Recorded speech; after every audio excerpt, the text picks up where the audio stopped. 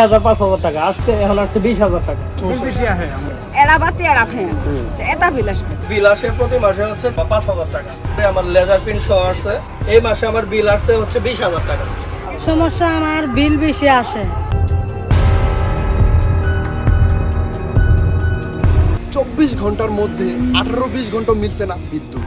এতে অতিষ্ঠ হয়ে পড়েছে জনজীবন মাত্রা। অস্বাভাবিক মাত্রায় লোডশেডিং এর খপ্পরে পড়ে হাঁপিয়ে উঠছে জনজীবন। তার মধ্যে যদি অতিরিক্ত মাত্রায় বিদ্যুৎ বিল আসায় দুশ্চিন্তায় রয়েছে খেটে খাওয়া মানুষ।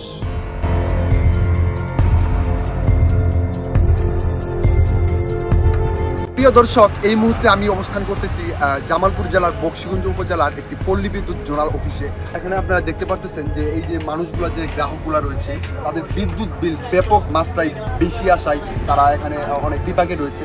আচ্ছা আঙ্কেল, আপনার সমস্যাটা কি মূলত আপনি একটু বলুন। আমাদের সমস্যা মনে করেন এতদিন বিল আসলো 100 টাকা 70 টাকা, আর এখন বিল আসে 300-400। 6,000 5,000 টাকা আজকে এখন আসছে 20,000 টাকা। এটা আরেক মানে বিজনেস, এটা আর মানে এখন আবার আরেক কাহিনী। জরিমানা সহ দেওয়া লাগবে। ডেট চলে গেছে, কেন চলে গেছে বুঝুন নাই। আমার তো বিল আসে 5,000 টাকা, এখন আমি বিল দিতেছি 20,000 টাকা। এটা সমাধান করতে হবে না? কি এর 3 মাসের বিল বকিয়া?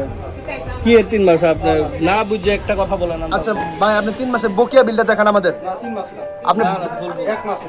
কয় মাসের? আপনারা কি না দেখে কাজ করেন নাকি রে ভাই? আপনারা কি না দেখে কি বিল উঠান নাকি? তাহলে এত বিল উঠার কারণ কি?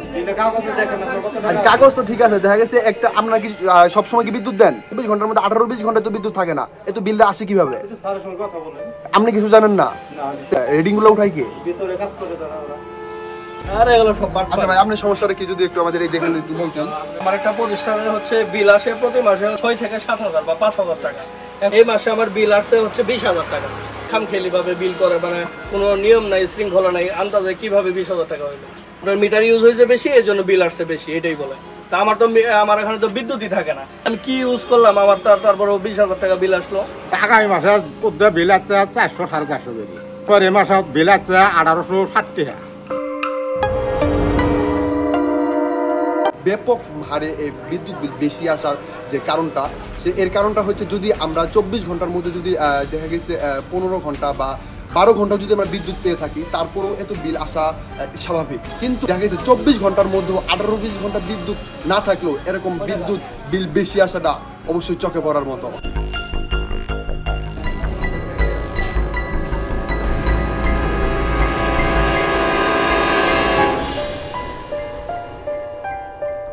অতিরিক্ত মাত্রায় যে বিদ্যুৎ বিলটা যে বেশি আসে, এটার কারণটা যদি একটু এক্সপ্লেইন করতেন।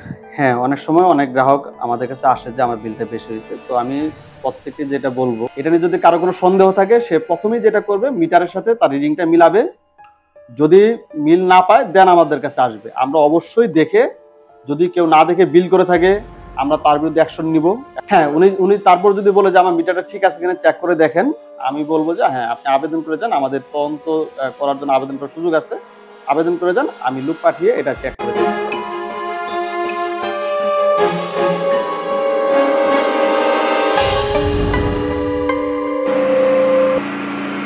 দুর্নীতির সময় শেষ, গর্ব আবার সোনার বাংলাদেশ। এই হচ্ছে দুর্নীতি দমন কমিশনের কমিটমেন্ট। আর ঊর্ধ্বতন কর্মকর্তার দৃষ্টি আকর্ষণ করব যাতে শত কোটি টাকার দুর্নীতি না হয় এই পল্লী বিদ্যুৎ খাত থেকে।